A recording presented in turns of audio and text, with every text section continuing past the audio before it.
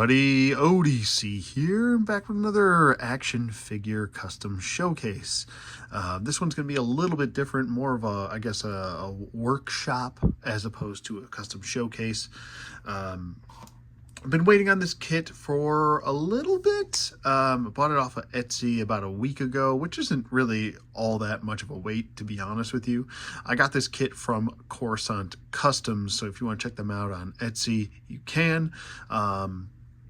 But anyway, I got this kit in the mail today. I was super excited, and we are going to be using the Adventure series,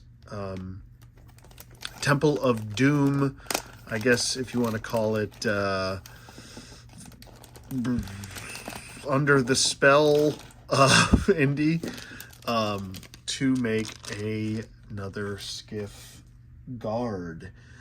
Very specific skiff guard. And this is going to be Velken Tezeri. I think I'm saying that right. Velken Tezeri. It's such a Star Wars name.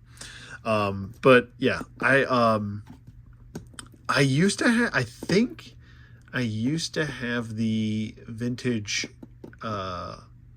collection figure of this. I think it came in like a 4-pack. I know I still have him, but I could not place him for some reason. So I apologize for that right off the bat. But we are going to get into this custom regardless of that. I'm going to remove this. This is actually going to be for a different character. But in the kit itself comes with a plethora of little pieces that you can add to Velken here to make yourself another Denizen character, which we are starving for in the Black Series. This is actually a really good body. I want to talk about this this figure just for a second or so. And I don't know if this is just because he is essentially a shirtless body, but this is some of the best range of motion I have seen. I want to say definitely when I compare him to the other Temple of Doom Indy that I do have, which he is asymmetrical.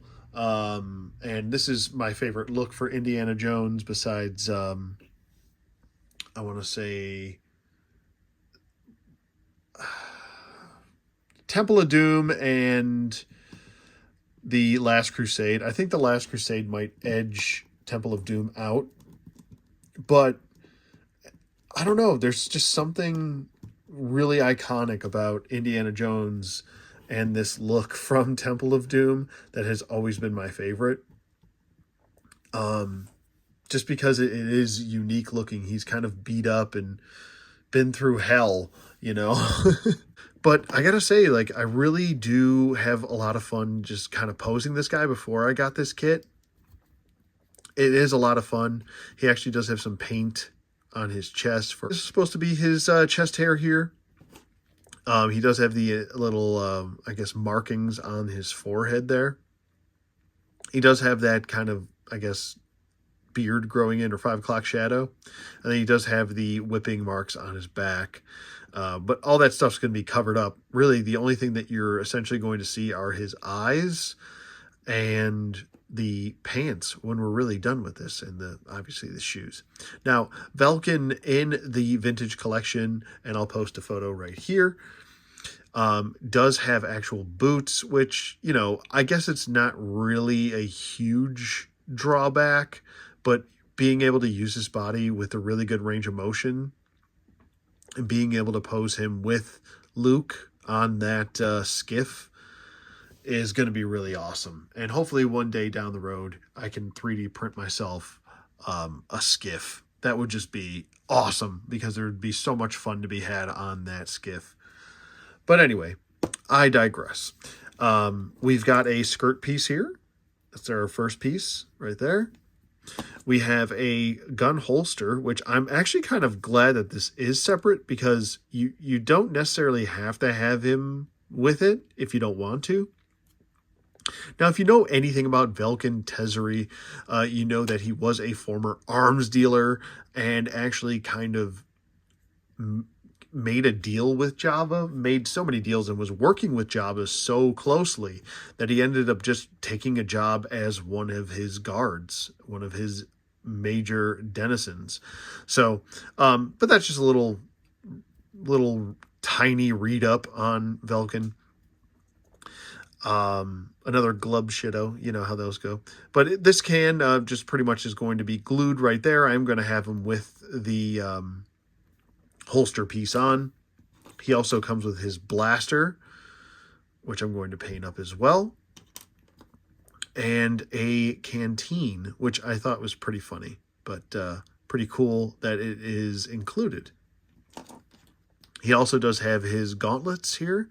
This one's actually going to go on the right side, or on the left side, our right, his left. And then this one's going to go on his right, our left. If that clarifies anything. We then have his, I guess, shirt piece, if you want to call it that. And we are going to have to remove the head and arms to fit this piece on. And it should fit right over seamlessly. And then we'll have to reattach the arms and the head.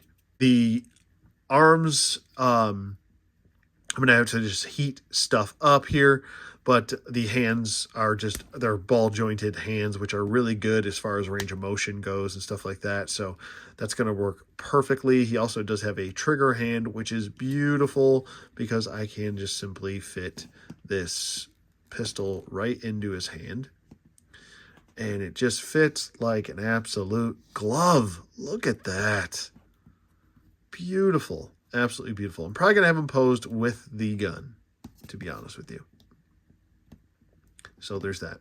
Velken did perish at, 4 ABY, which is after the Battle of Yavin. And, yeah, he did perish that day in the skiff battle, I guess. This is just going to fit over his head. I'm going to go ahead and paint this up first. And then, we're just going to go ahead and get to it. Let me get Indy out of the way. Oh, Indy. But yeah. So I'm going to kind of do some jump cuts here. I'm going to remove his pieces.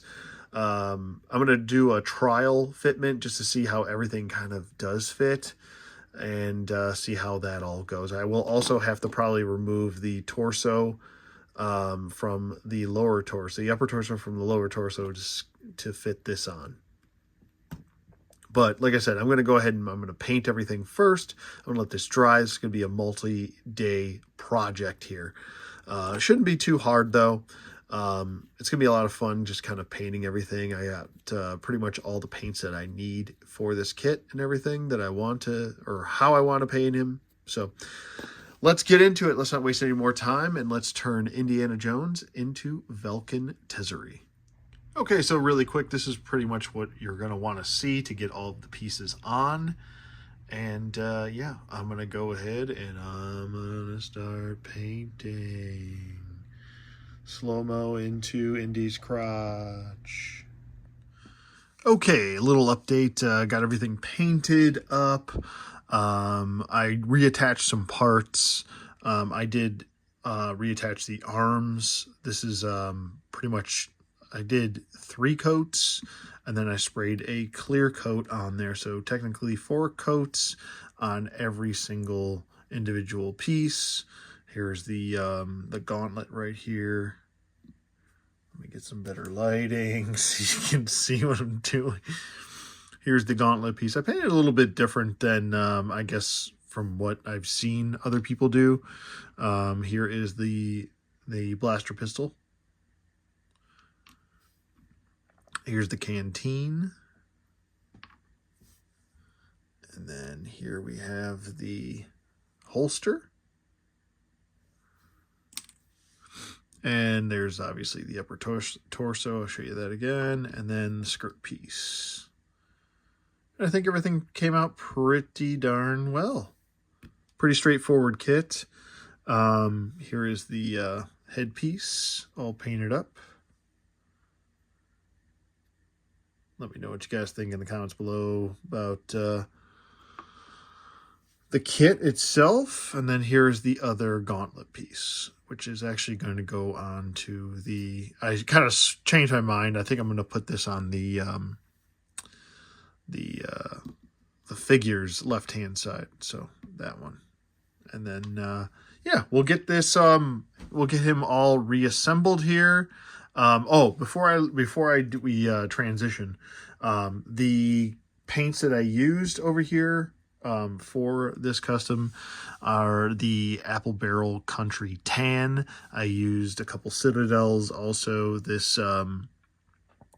Mornfang Brown base coat, which is actually a really good paint. It's like one of my favorites.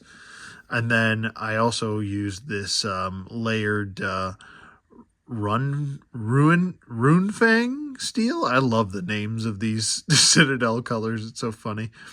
Runefang steel color. It's kind of like a shiny, not really a metallic, but it gives a really nice shine to stuff. So really good one if you're trying to use it for like weaponry or armor and stuff like that. That I definitely highly recommend. And then just a Apple Barrel Black, which I put into a squirt bottle. But yeah, we'll get this guy all reassembled, and then we'll come back for the final product.